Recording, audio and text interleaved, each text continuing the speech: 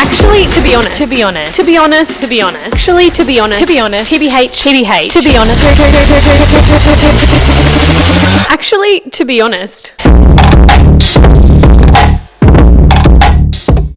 Hi guys, and welcome to the To Be Honest podcast. My name is Annabelle and I'm your host, and today's episode is on endometriosis. So what is it, how do we treat it, and what does that mean, and the impact it has on women and our healthcare system. So we are so incredibly privileged today because we are joined by Brittany Green and Isabelle Burgess. Brittany is a research project officer and Belle is a clinical trial coordinator, both here from the Adelaide Endometriosis Research Group. What a mouthful that was. Hi guys, and welcome. Hi, how you going? We are so lucky to have you here today. This is a topic that we have been really excited to put together because endometriosis, obviously something that is so prevalent in women at the moment and something that we are needing a lot more awareness on. So thank you for being here. You're both such beautiful, intelligent women. So this is such an exciting experience. I'm blushing. And you guys are also sisters, so that just makes this whole experience so much more fun.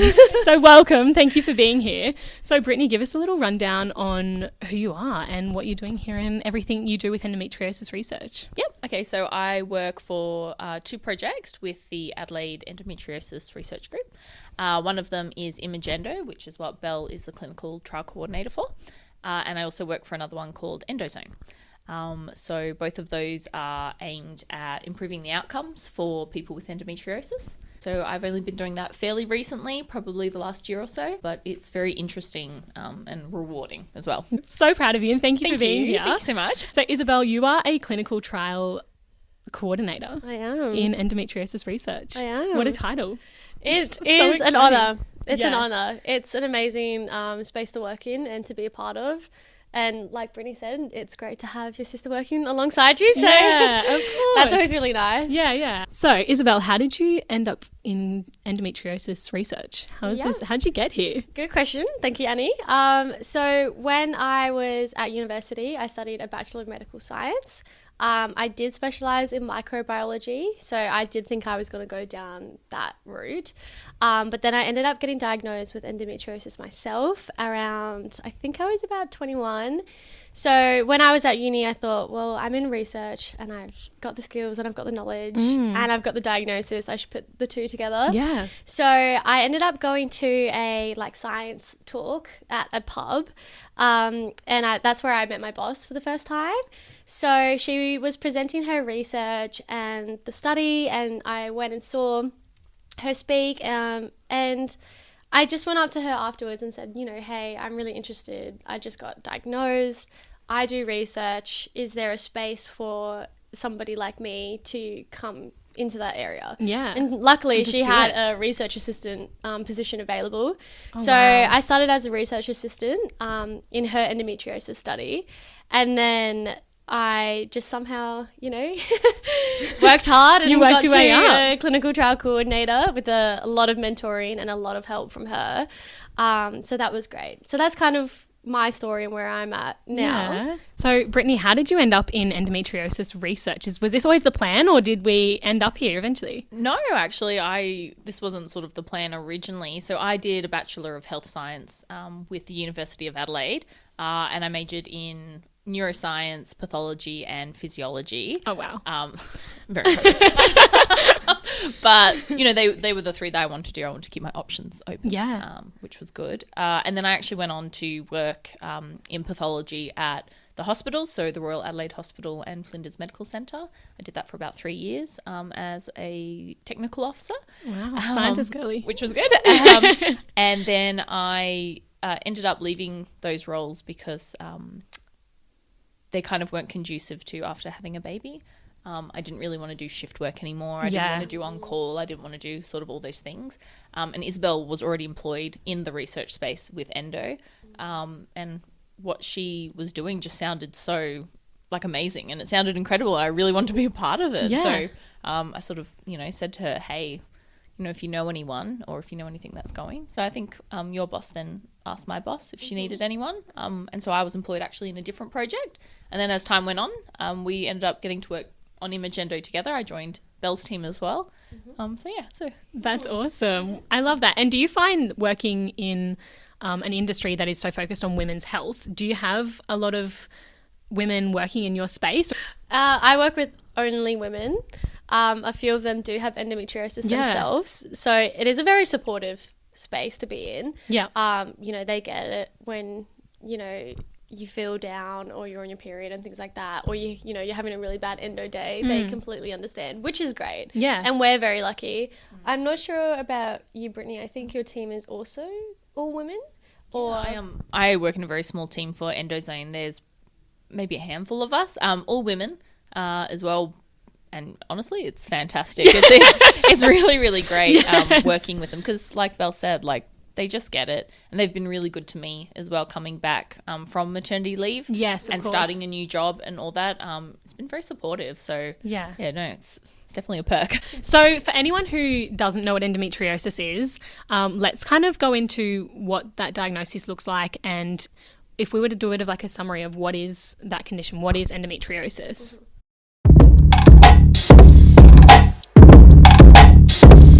So the endometriosis, or endo, to understand that you have to understand what an endometrial lining is, or the endometrium. So that's what lines the uterus. So that gets shed every menstruation. So it reacts to the reproductive hormones. It grows, it gets thicker, and then the cells start to die, and then you shed, and then that's what happens when you bleed. So that normally happens inside the uterus, whereas endometriosis is the endometrial-like tissue. So it should... Not the same thing. It's not the same thing. No. But it thinks it is. Right. So it acts the same. So it still reacts to the reproductive hormones. So it grows and it thickens and it sheds. But the only difference is that it's not inside the uterus. It's outside the uterus in the pelvic region. So it's not where it's meant to be. Yeah. And so when there is nowhere for it to shed and to go, it stays in the pelvic region. And then this is where adhesions, you know, it sticks to things, it sticks to organs. It can cause a range of issues. And obviously when there's a, you know, inflammation or irritation in the area, that triggers an immune response within the body. So then that immune response is, you know, muscle contraction, the muscles contract, they get tightened, you start to feel unwell. This is for all on a, you know, continual loop every cycle. Yeah. So... Because this is getting heightened when we're afraid of like getting a period and you start to bleed, then this is also triggering that same response to this outside of the uterus. Yes, exactly. So there's nowhere to go. It's not able to just like bleed through the vagina like a normal menstruation. Yes, exactly. It's like stuck. It's chilling up there and it's got nowhere to go. Yeah, it's got nowhere to go, and that's not necessarily a fun thing. Yeah. So this is where, you know, the inflammation response and, you know, getting bloated comes from. Yeah. Because your body is trying to, you know, fight this. Get rid of it. Yeah. Yeah. Thing that's not meant to be there. Kind of like when you like, if you're eating food and you get like the stomach flu and you like get like food poisoning and your body's like, get rid of it, like get it out of here. We don't want any sort of like foreign germies. Except this is different because it can't just go out through your stomach. It's actually it's stuck there. It's got nowhere to go. It's got stuck. And your body's trying to get rid of it. Exactly. And when it gets stuck, it causes the pain signals. So, you know, that travels up through your spine to your brain and it goes, there's something wrong. There's an error here. Your body then starts to get fatigued. That's where you start to get a bit stressed. That's where you start to get a bit, you know, restless at night, can't sleep, things like that. Something's it's all wrong. a response to something's wrong. Yeah. And your body's trying to figure out what to do with it. So long story short, it's an endometrial-like tissue. So it wants to be in the endometrium and shed, but it just has nowhere to go. And it's stuck up there. And that's where the issues arise.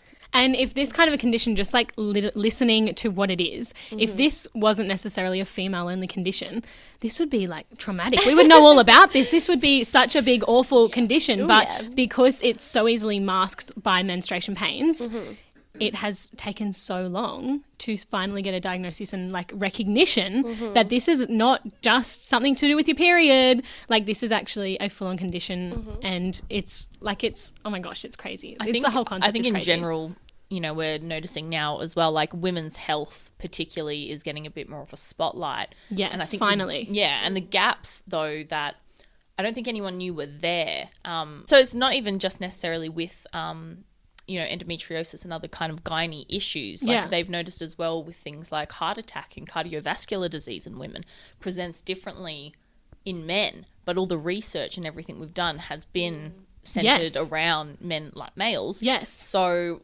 it's not even just gynae things, but in particular that I think also has been set back quite a way. Okay, so we're finally starting to hear more conversations about endometriosis, and one of the big topics that's coming up in these conversations is why are we seeing this increase in number of diagnoses? Why are we seeing more girls coming forward and saying, I've just been diagnosed with this? Is that because of our environment, because of our diets and things that we're exposed to? Or are we finally diagnosing this correctly and recognizing that it's different from menstruation pains? Definitely diagnosing it correctly, I think is probably the biggest one. Amazing question. I think that is just so important.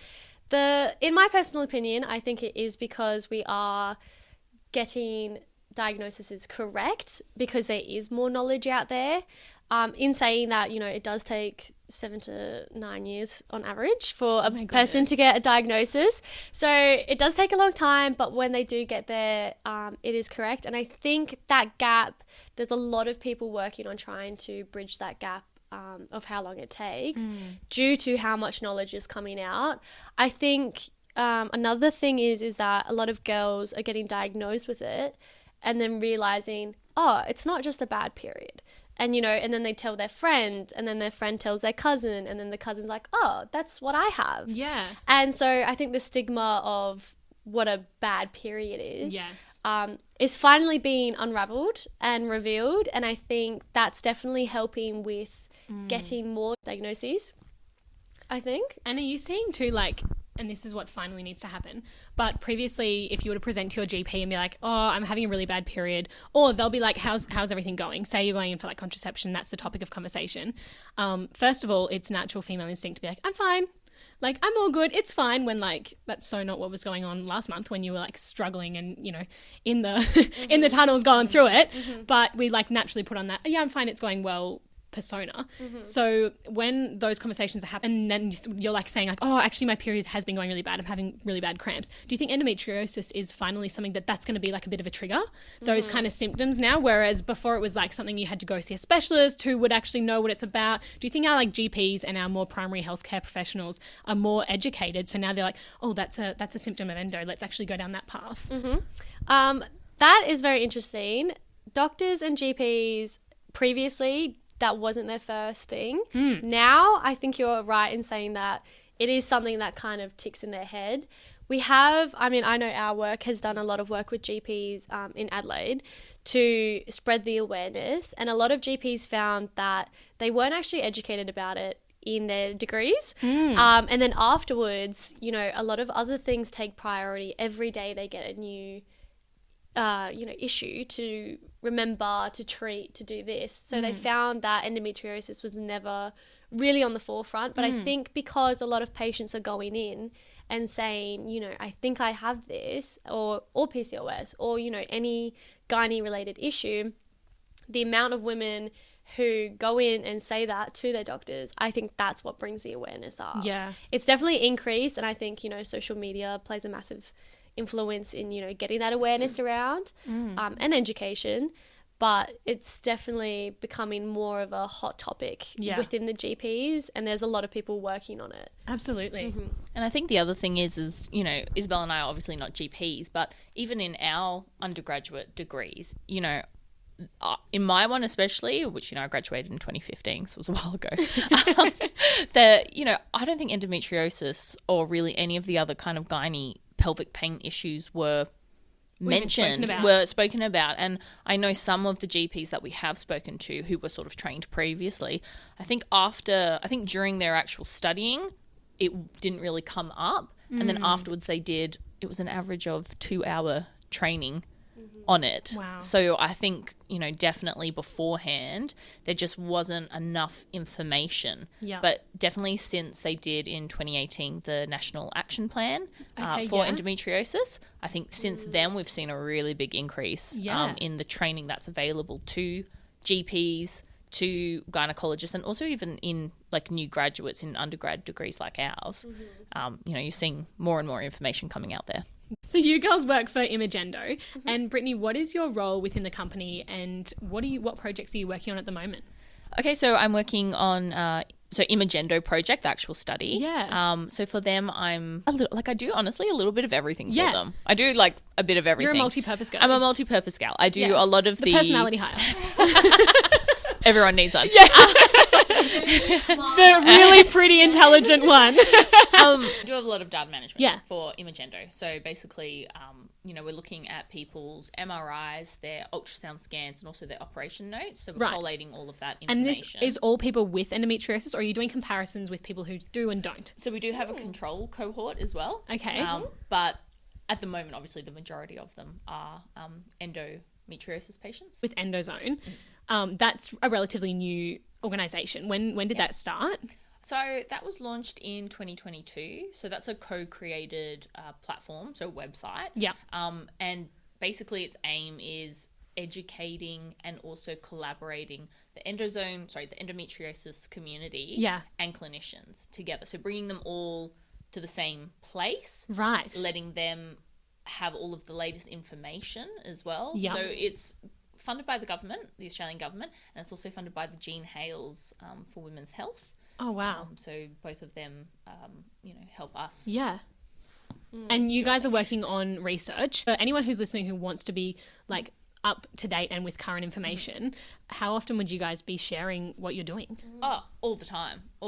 So we don't tend to do sort of like our own research per se, like Imagendo study. Yeah. We tend to grab all of the latest information. So all of the latest research, and we put it in the one place. So you guys are creating a platform for people to get educated. Yeah, 100%. So if you're an endo warrior, part of the endo community, if you're a supporter, so an ally of someone who perhaps has endo, if you just need more information, I mean, there's information on there for bosses, there's information on there for teachers. Like, it's not just catered to people with endo, it's also for the wider community. Amazing. Yeah, so it's about educating people, making them comfortable with talking about this, but giving them the latest information, giving them the latest research. We've got a fantastic clinicians centre on there as well, so that is for your GPs, your gynaes, also your allied health professionals to come on there, and there's lots of different training specific to endo and pelvic pain in general as well. So you're working with a lot of data from diagnostic techniques for endometriosis.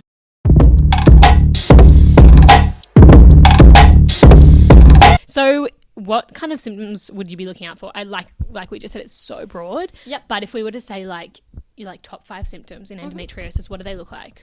Okay, well, pelvic pain is going to be an obvious one. So if you think that you've got really bad periods, so that's going to look like heavy bleeding. Yeah.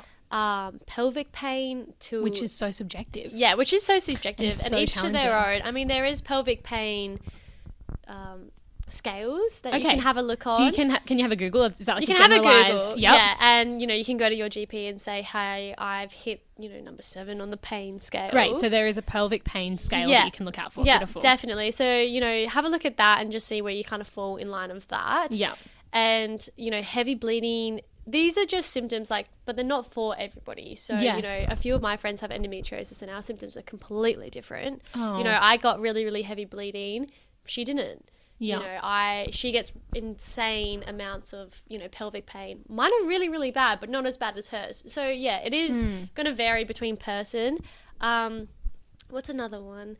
I'm going to say, nausea, fatigue. If you're someone who's listening to this who is experiencing symptoms like that, and you're thinking, I'm going to have to go see my GP and go down this path, what are you going to expect in terms of diagnostics? Like, what kind of scans and screenings do you guys do? Well, not you guys do, but you guys are studying and analysing that someone with endometriosis who's going through that is going to experience. So you had talked a bit earlier about MRI studies. So is that something that would be anyone who's getting tested for endometriosis would get an MRI? Is that one of the more common tests? Yeah, so that's a great question. Usually the ultrasounds are the first point of contact for a person who's interested in their diagnosis. So you'll normally go get an ultrasound, whether it's, an internal one or it's just on top of the belly, and just to see and have a look what's going on there. A lot of the investigations come from your pain symptoms. So Endozone actually has a great pain symptom, I guess, tracker. Well, we've got a report that you can make, and then so you fill in all of your information, all of your symptoms and things about your cycle, and it actually is then like a little package that you can either, print or download. Take it to your doctor and say, look, I think this is something that needs to be investigated. Yeah. This is what I've got. So there's a tool basically on there that will have a look at your impact that your pelvic pain or your endometriosis before it's diagnosed, what it's having on your life. So it's like kind of surveying that. Yeah, it's like a quality of life. Quality of life, analysis. Yeah, okay. Yeah, awesome. So in terms of going back to your MRI question, I think that would probably be the first point of contact, is taking it to your GP, your symptoms, and then getting an ultrasound done. I mean, MRIs are kind of new on the scene. Originally, they thought you couldn't pick up endo on MRIs. Okay. How recently are we talking? Like something in the last 10 years? Or is this... definitely in the last 10 years, for wow. sure. Okay. I mean, a lot of things have happened in the last 10 years. Yeah. Maybe even the last 5 years. Even in the last 5 years, I mean, things have really taken off, especially with MRIs. So Imagendo has been looking at ultrasound imaging and MRI imaging to help diagnose endometriosis from the scans. Yeah. So we've been able to pick up endometriosis on MRIs, as well as ultrasounds, of course. But yeah, we've had a lot of success in picking it up on an MRI.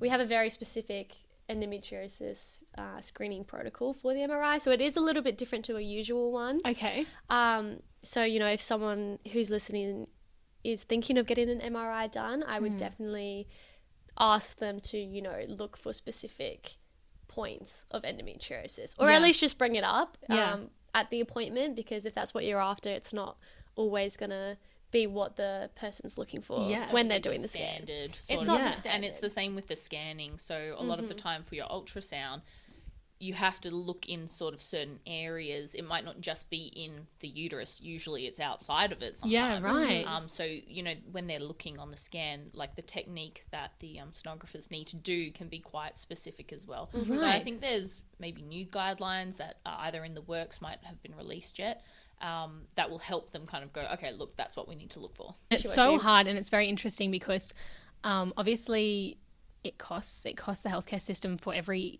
scan, image screening, and to go down a diagnostic path it's very expensive, and of course it's so important, and this is where our money should be. But how do we not just like ultrasound every single girl who has a bad period? How do we, like, what other screening technique are they going to use on top of really bad pelvic pain?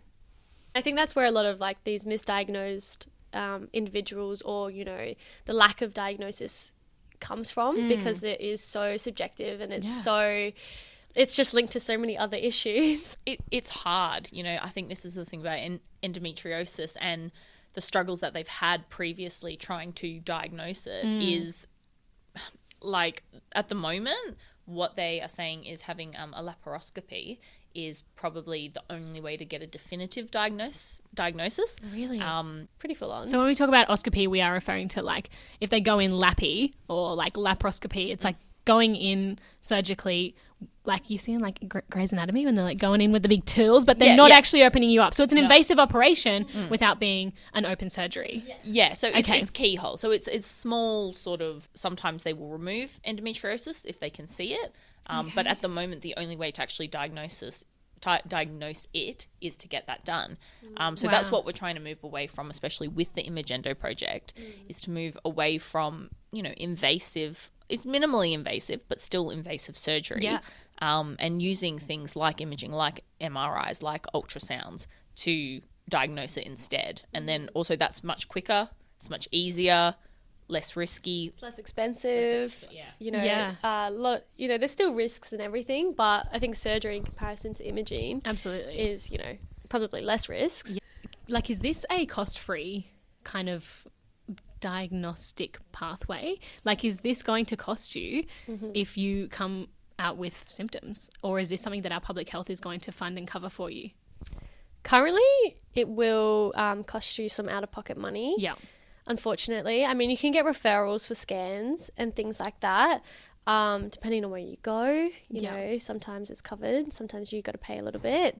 So, Brittany, if someone with endometriosis is like looking at the work that you're doing at Endozone and wants to be a part of that and wants to be a part of your research, how can they sort of share their information with you guys to help as someone in your studies? Is that something that the general public can do, or are you specifically looking at people's and cases for your trials? What we do though is we have a page about research, so people doing other endometriosis related research, or pelvic pain. I always sort of keep it quite broad because a lot of the time you don't know it's endometriosis, right? Okay. So we do sometimes kind of keep it quite broad around like kind of pelvic pain as well. And that is that like, are there other diagnoses that aren't endometriosis that share these symptoms, or are you saying like people who haven't necessarily been diagnosed yet but are experiencing these symptoms? Both. There's a lot of people who are diagnosed with adenomyosis, which is again another gynae issue. Probably doesn't have as much information around it, kind of like endometriosis and stuff. That's also sort of just coming to the light. Irritable bowel syndrome, so IBS. Okay, that still comes into that pelvic pain management. Yeah. So it's sort of part of that. But sorry, to answer the question, we've got a whole page where researchers can put their studies on there. Yeah. You know, as long as they've got their ethics, qualifications, you know, we obviously, we kind of scope it out, make sure it's legitimate. We'll put it on our webpage, and so then people, participants are able to have a look at those studies themselves. And we also, if they want to put a call out on our website as well for participants saying like, hey, we're looking for that'll people be on there actively, it'll be on there. Okay, and we will add the link below as well to the Endozone page so that you guys can have a read through and also like share your experiences and all of that you guys are reading for. People's experiences. Yeah, we've got a really fantastic page, lots of pages on the we website. love pages. Pages for website. life. Lots of pages. We've got a great page on the website for stories. We call it stories, and it's there so that people can share their experiences of endometriosis. And you know, you can submit it anonymously. I think we usually tend to post them anonymously as well anyway, but there's been some really interesting stories on there. There's lots that's shared on there. You're never as alone as you think you are. Yeah, absolutely. And the best thing about shared experiences, like obviously it makes you feel more included in a part of a community and less alone, but it's also like, I love advice. Like sometimes when people are going through the same thing as you and they're like, oh, look, I did not do it like that. And I did something completely different. It was way better. And you're like, oh, really? And especially as an eldest child as well, like I don't have any older siblings who can sort of tell me what like ways to do things. So like I love reading about pages like that and resources like that where people are sharing their experiences because I can learn from that. And especially people who aren't around big families or, you know, lots of friends and big communities. And with endometriosis, because it's still coming into the spotlight, having those kind of resources is so important. So and that's like one of the best things about today's episode as well, is just being able to sort of get this information out there. So okay. So would you say to anyone in terms of advice, this might be something that a GP probably should be suggesting, but I'm not sure if they do or not, but if you are experiencing symptoms like this, should you be keeping like a diary of everything that you're going through, like writing down what your bowel movements have been like, what like how many wheeze you've done, what your appetite's been like, mood? Is that something is that going to help in that diagnosing? Diagnosing, is that a word? Yeah, definitely. I think that is a really, really important point to, you know, think about for the listeners, because I wish I did that. Yeah. Because the doctors do ask you. They say, you know, what's your bowel movements like? Yeah. What's this? And, you know, in the haze I don't know if I've done a shit today. Like, I've got to write that down. In the haze of everyday life, I mean, with so much stuff to think about, your own self, I mean, as important as it is, a lot of people don't think about themselves and what happens to them, and especially when it is you know, finger quotes, normal to them. So for a long time, finger quotes. For a long time, you know, for a long time, I always have struggled, you know, going to the toilet. Yeah. But that was normal to me. So I didn't necessarily feel the need to like jot it down. But then when I went to my GP, they did ask me about it.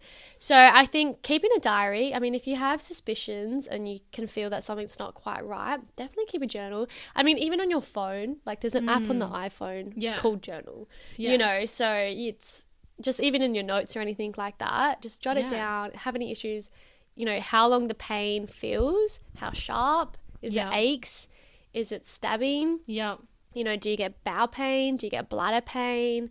what's your diet like? Yes. A lot of inflammatory diets are out there. I mean, I'm on a low FODMAP diet because I found it triggers my endometriosis. Yeah. So I've had to change a lot of my diet for that. So they'll also ask you about your diet. Yeah. And I think if you're keeping like a diary of what you ate and then, oh, that gave me cramps, or that made me not go to the toilet. Oh, okay. Well, then, you and your GP or your doctor can look into what is causing that. Yeah, absolutely.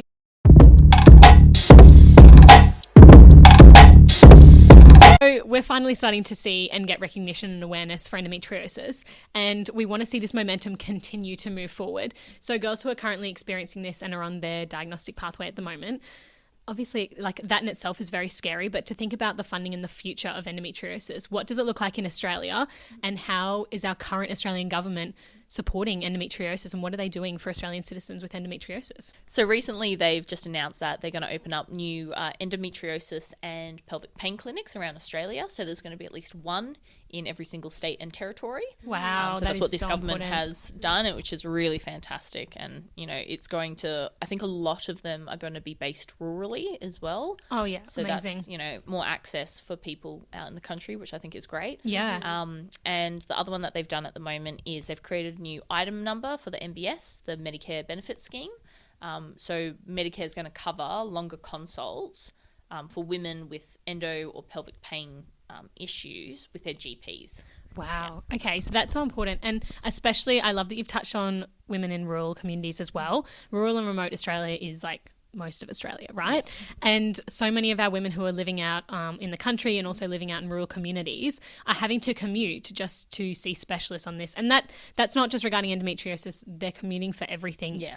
And honestly, at the moment they're commuting for GPs because we just have such a lack of resources and healthcare resources in our rural communities. Yeah. So that's so amazing that this current government is actually pushing to support our rural communities better with endometriosis.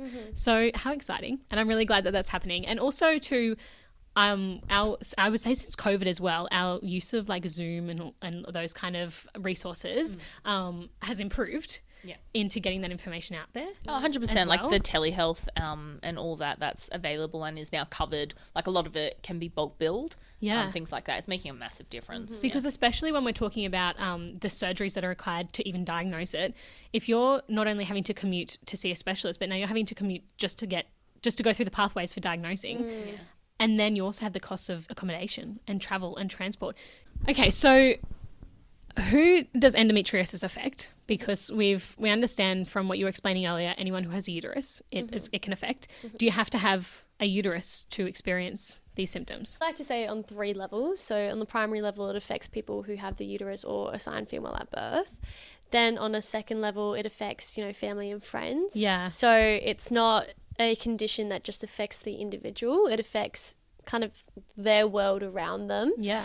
And then on a third level, it does affect the economy. So, it costs a lot of money not to go to work. Yeah. And it costs a lot of money to have hospitalizations and, getting the scans done.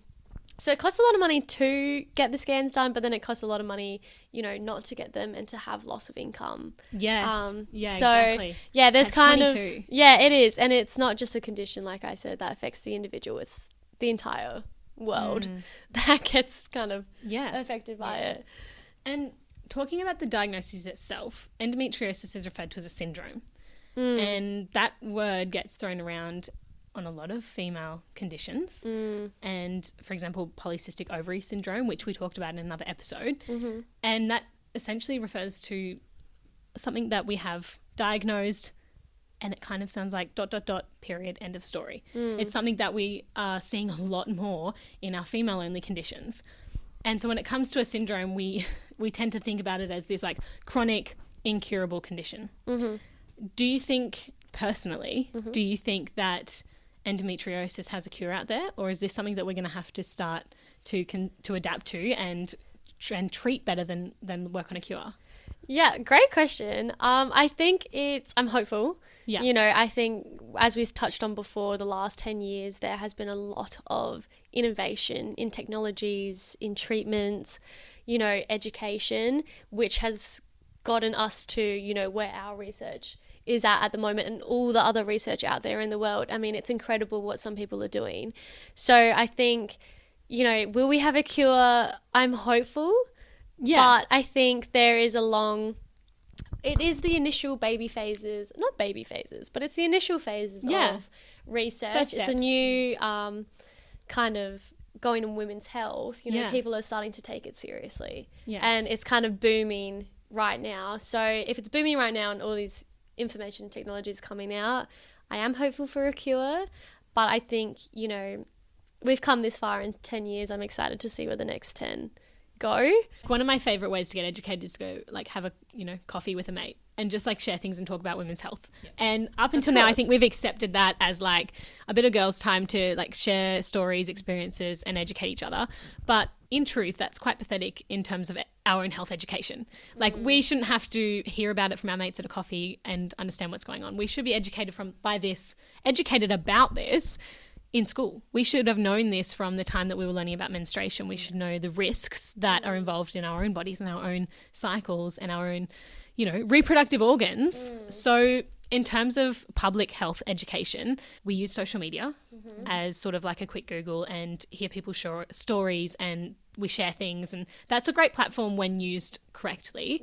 Otherwise, a quick Google will take you to a link, YouTube links. I know Mayo Clinic is a great reputable source, but we're outsourcing here. I'm listing things that we have to outsource. How can Australians be better educated by Australians and by kind of organisations? So Endozone, obviously, we've talked about it being a great platform for education.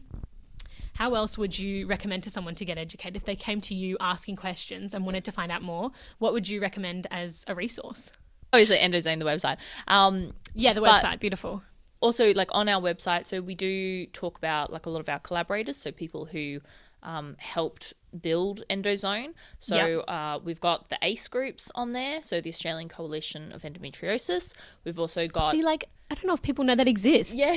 There's a whole coalition, guys. There's a whole coalition. People are working behind the scenes. Yeah. This is awesome. Yeah, fantastic. Obviously, Endometriosis Australia, Jean Hale's for Women's Health is also fantastic. Okay. But on our website, we do link to all of their pages as well. Yeah. And so they all do really wonderful things in this space as well. We try to take all of their kind of best parts and, you know, tell people about it. Like on our socials and stuff, we will promote them a lot as well.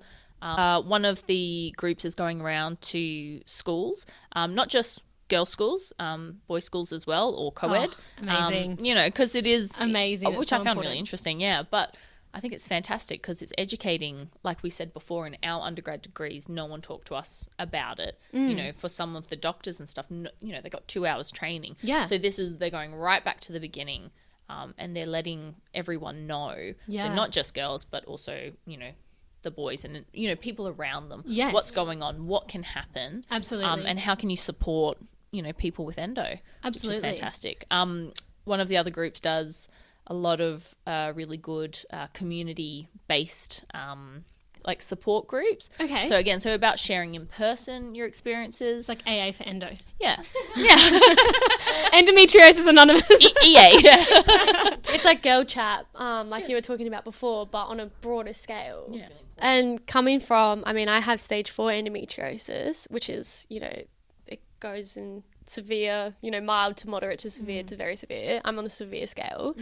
And the way my life is now and my, you know, journey is completely different from what it originally was. And I think we'll touch on this a little bit later in the episode as well.